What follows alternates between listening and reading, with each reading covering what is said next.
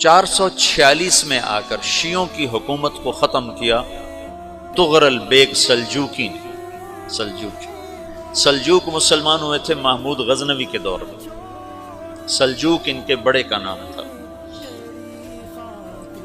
تو ایک دفعہ محمود غزنوی نے سلجوق سے پوچھا اگر مجھے تیری مدد کی ضرورت ہو تو کتنے آدمی پیش کر سکتے ہو؟ تو اس نے ایک تیر دیا، کہا یہ ایک تیر ہے میرا،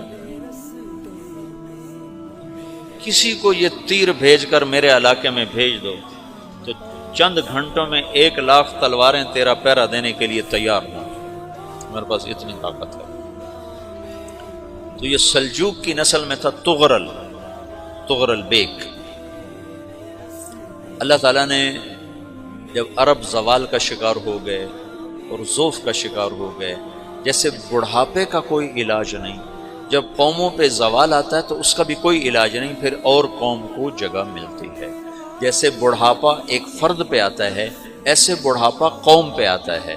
قوم کا بڑھاپا جوانی میں نہیں لوٹ سکتا، جیسے فرد کا بڑھاپا جوانی کی طرف نہیں لوٹ سکتا، قوم کا بڑھاپا جوانی کی طرف نہیں لوٹ سکتا، کوئی علاج نہیں، نئی نسل کا آنا ہی علاج ہے۔ تو عرب دھل چکے تھے، 600 سال بہت ہوتے ہیں حکومت کو، اپنی صفات گم کر چکے تھے، اب نئے خون کی ضرورت تھی۔ طغرل بیگ پہلا شخص تھا جس نے آ کر اہل السنت والجماعت کو استحکام بخشا، شیعوں کی حکومت کو ختم کیا، بغداد سے، شام سے، ان سارے علاقوں سے۔ صلاح الدین ایوبی نے اسماعیلی شیعہ کی حکومت کو ختم کیا، مصر۔ العاضد ان کا آخری خلیفہ تھا۔ صلاح الدین ایوبی نور الدین زنگی رحمۃ اللہ علیہ کا پروردہ تھا، اس کا دوست تھا، اس کے دوست بھی تھا، بچہ بھی تھا اس کے سامنے، زیادہ لکھنے پڑھنے کا شوق تھا۔ پھر اللہ تعالیٰ نے اس سے کام لیا اور اس کو مصر کا گورنر بنا کے بھیجا، مصر کی مدد کے لیے بھیجا۔ تو وہاں اس نے صلاح الدین ایوبی نے وہاں ختم کیا، طغرل بیگ نے یہاں ختم کیا۔ تو پھر سلجوق جو تھے نا یہ اقتدار میں آئے، ادھر ختم ہو گئی سلطنت ابن عباس کی، مصر ایک چھوٹی سی ترکوں کی سلطنت۔ تو اللہ تعالیٰ پھر مرکزیت کے لیے ایک نظام چلایا، دو لشکر آپس میں لڑ رہے ہیں، ایک میدان، ایک جنگلی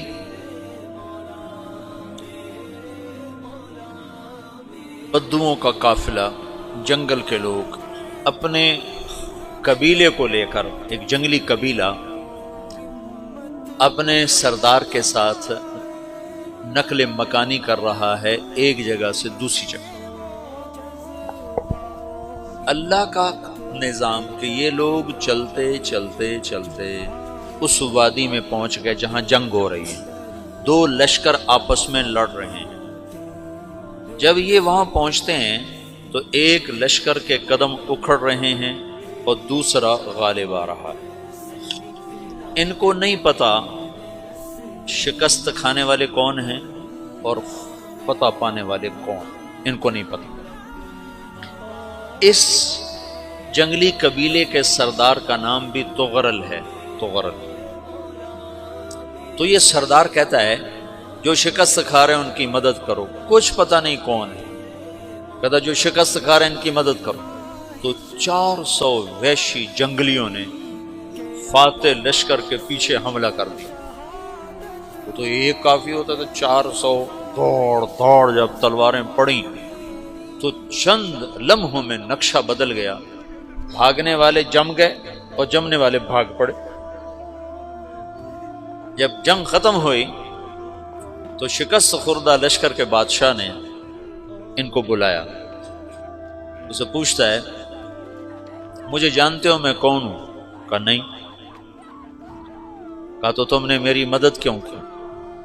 کہا انسانی ہمدردی کی وجہ سے، تمہیں شکست ہو رہی تھی اس لیے تمہاری مدد کی۔ اور اس نے اپنا تعارف کرایا، میں ہوں سلیمان سلجوقی، ترکی کا بادشاہ۔ مسلمانوں کا لشکر تھا اور تاتاریوں سے شکست کھا رہا تھا، تاتاری فتح پا رہے تھے، مسلمان شکست کھا رہے تھے۔ تو وہ اللہ کی غیبی مدد بن کر آئے، تو وہ اس سے کہتا ہے میرے ساتھ رہنا پسند کرو گے؟ تم نے میرے اوپر احسان کیا ہے، میں اس کا بدلہ دینا چاہتا ہوں، میرے ساتھ رہنا پسند کرو گے؟ کہنے کا کر لوں گا۔ تو اس نے اس کو لے کر ترکی آیا، اور استنبول اس وقت روم کی حکومت میں تھا، اسے فتح کیا اس تغرل کے آگے چوتھے پانچویں پڑپوتے محمد فاتح نے۔ تو یہ استنبول ہے، یہ ترکی ہے، بیچ میں ایک چھوٹا سمندر ہے، یہاں ایک جاگیر ہے۔ تو سلطان سلیمان کہتا ہے یہ جاگیر تجھے وقف ہے، ادھر سے رومی مجھے تنگ کرتے ہیں حملے کر کر کے، تو میرا دفاع کرتے رہنا، یہ جاگیر تیری۔ اس جاگیر پہ اس نے اپنے قافلے کو آباد کر دیا، اپنے قبیلے کو، اور ایک چھوٹی سی حکومت بنا لی، جو ایک صوبہ سمجھو سلمان سلجوقی کا، وہ ایک چھوٹا سا صوبہ ہے۔ وہاں جب یہ رہ پڑا تو پھر یہ ایک شیخ کے بیعت ہوتا ہے، وہاں شیخ طریقت ہے، ان کے یہ بیعت ہونے جاتے ہیں، وہ اس کو رات اپنے پاس ٹھہراتا ہے، تو ایک کمرے میں ان کو ان کا خادم ٹھہراتا ہے۔ یہ جب کمرے میں جاتا ہے تو سامنے دیوار میں طاقچے پر قرآن پڑا ہوا ہے، تو یہ تغرل بیگ کہتا ہے یہ کیا ہے، یہ کیا ہے؟ تو وہ خادم کہتا ہے یہ کتاب اللہ ہے، قرآن ہے۔ اچھا، وہ اس کو وہاں چھوڑ کے باہر چلا جاتا ہے۔ وہ دیہاتی آدمی، جنگل کا رہنے والا، پہلی دفعہ زندگی میں قرآن دیکھا، وہ کہتا ہے یہ قرآن ہے، اللہ کی کتاب ہے، میں اللہ کی کتاب کے سامنے سو جاؤں، کتنی بے ادبی ہے۔ تو اس نے ایسے قرآن اٹھایا اور سر پہ رکھ لیا اور کھڑا ہو، ساری رات قرآن سر پہ رکھ کے کھڑا رہا۔ رات کے پچھلے پہر اس کو خواب آیا،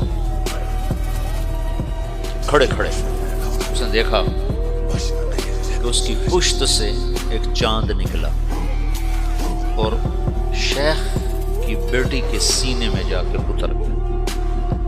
پھر اس لڑکی کے سینے سے ایک درخت نکلا جو پھیلتے پھیلتے پھیلتے 3 بر اعظم پہ چھا گیا، افریقہ پر، یورپ پر، ایشیا۔ پھر اس کی آنکھ کھل گئی، وہ کھڑا ہوا ہے، تو اس نے صبح یہ خواب اپنے شیخ کو سنایا، تو انہوں نے اپنی بیٹی اس کے نکاح میں دی تھی۔ اس بیٹی سے ایک بچہ پیدا ہوا، تغرل بیگ نے اس کا نام رکھا عثمان، عثمانی ترک نام سنو، جو میں نے کل بتایا تھا کہ 1924 میں وہ خلافت ختم ہوئی۔ تو ایک بیٹا پیدا ہوا عثمان۔ عثمان نے پھر ایک نئی اسلامی حکومت کی بنیاد رکھی جو 1924 تک چلتی رہی، کوئی 800 سال یہ حکومت چلی۔ تو حکومت کا شیرازہ بکھرا، لیکن پھر جڑ جاتا تھا، اور وہ قرن اول والا جوڑ کبھی نہ پیدا ہوا، ٹکڑے بن گئے۔ ان ٹکڑوں میں اللہ لوگ پیدا کرتا رہا جو دعوت دیتے رہے، دعوت زندہ رہی۔ جو تربیت کا نظام تصوف کے ساتھ تھا، اب وہ تبلیغ کے ساتھ